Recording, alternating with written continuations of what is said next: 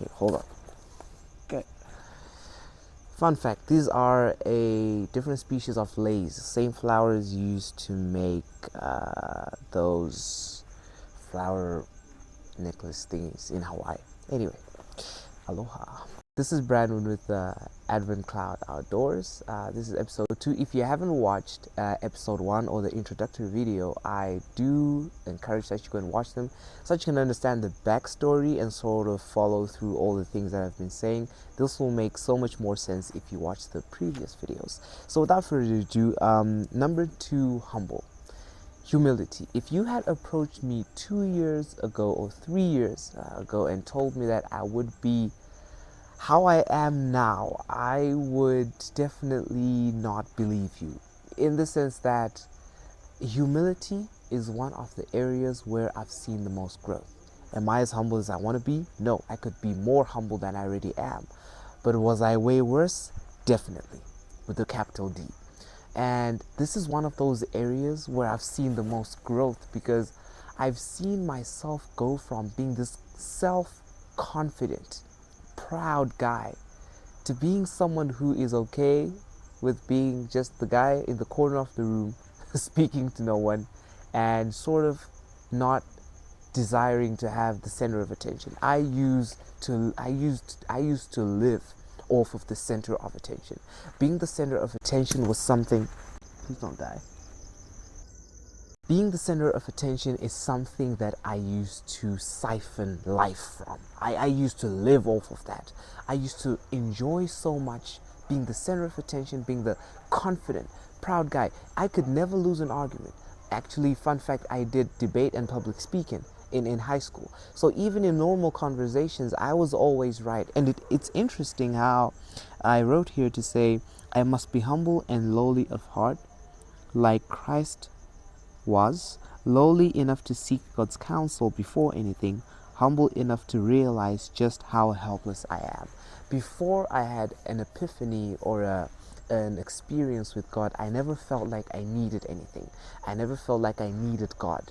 I was always that guy who needed no help from anyone because I knew what I was doing, so I thought, and I was always right. I was always confident, and I always was the center of attention, and you could feel it in my tone that I just knew it. I just knew what I thought I had.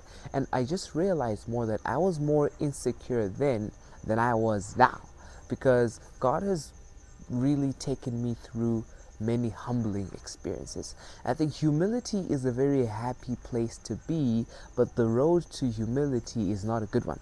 It's a place where when you get to it, you're secure, you're happy with your own space, you don't want to impress anyone, you don't feel any competition to be in with anyone, you're just so happy being humble. But the road to getting there is the most humiliating. I mean, of course, you're trying to get humble, right? Or you're on your road to being humble. And God put me through many humbling experiences, which I am 100% thankful for, because it has made me a better person.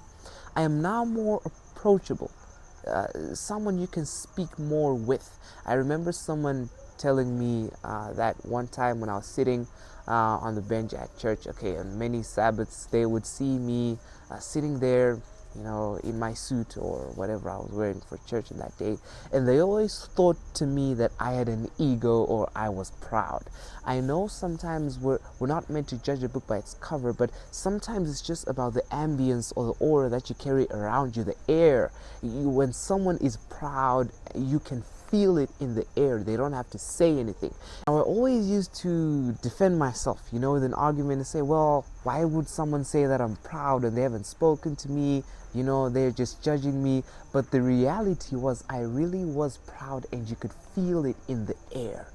I was not approachable. I was not someone who you would walk up to and ask something from, in the sense that I was just that person who you would feel is really confronting, like, whoa, man. And it was not good at all, because it just wasn't right. It just wasn't right. So God really put me through many humbling experiences that made me a more calm, approachable person. And I do honestly find more happiness in being more loving to people and not trying to show that I'm better than someone all the time. I'm not, and one thing that one of the biggest lessons that I've learned from humility is moving from self-confidence to confidence in Christ. Moving from that, it makes you cease from trusting yourself and allows you or pushes you to put trust in a more sure and strong foundation, which is God. So I would say humility is one of the areas where I saw the biggest growth. An example would be back in the day, if there would be a conversation happening, I would probably be the biggest contributor, the one laying out the facts and telling everyone what they should be doing, and not really ready to listen to what others have to say. And yeah, that was me. But now I really enjoy being more quiet, allowing others to speak, and actually not having a problem with not being the center of attention. I had a big problem with that. I always had to be the center of attention. Whether it was deliberate or whether it was inadvertently, I just always had to be. Indubitably, all the time. Yeah, I just had to be the center of attention. But God helping me, I have reached a stage where I am now so much more about trying to look at the good in others and enjoying the presence of others and allowing them to shine without feeling, okay, I'm not going to preempt the upcoming lessons, but yes, humility. Now, Psalm chapter 34 verses 2 says, "My soul shall make her boast in the Lord. The humble shall hear thereof and be glad." Why would the humble hear that news and be glad? It is because the humble have nothing to boast about. Humble people already do not feel the need to boast, or some have nothing to actually boast about because of maybe circumstances or situations that they're in. But when you hear that the only thing that you can boast about is the Lord, then the humble who cannot boast are so happy because they can boast. The only thing that they can boast about is something that everyone has access to, which is God. That is why Paul says, "Oh, what shall I boast?" So when you come to the realization that all you have and all you are, all the achievements that you think you have, come from the Lord, there is a deep humility that comes and just takes over you and overwhelms you, where you even feel like you can't even be confident in yourself anymore. Not that you have low self-esteem and you just feel sorry for yourself, but you are more confident in Christ and your identity in Him. I'm still really trying to find the balance, because I just recently had someone tell me now that there was a time where they saw me and I was a little bit closed off, and I seemed like I was a little nervous or shy or quiet, and I was so surprised to hear that, because that was just not how I would be. That is not the person who you could imagine me being. But here's me being more shy or quiet or a bit closed off, which could have worried me a bit, but for me it came more as progress, because I really saw myself improving and becoming less of that overwhelming, just no no. But yeah, so humility is something that is so important, and there are times where I have been humble and allowed other people to teach me, to be teachable. Humility also goes along with teachableness, the ability to admit that you don't know something and to allow someone to teach you that thing. And I have learned that you will receive and know so much more than someone who's afraid to look like they don't know.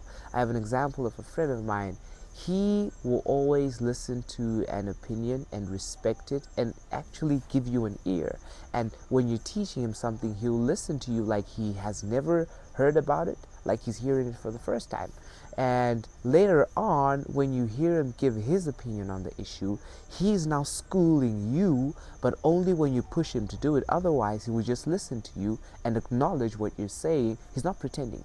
He's genuinely taking it in, weighing it with what he knows, and probably is going to take the good parts of that and add to what he already knows, which is one attribute that I want to continue learning and growing in. And I believe that Christ is going to teach me this wonderful attribute of humility. But without further ado, thank you for watching this episode. Catch me on my next one, where I speak about unselfishness.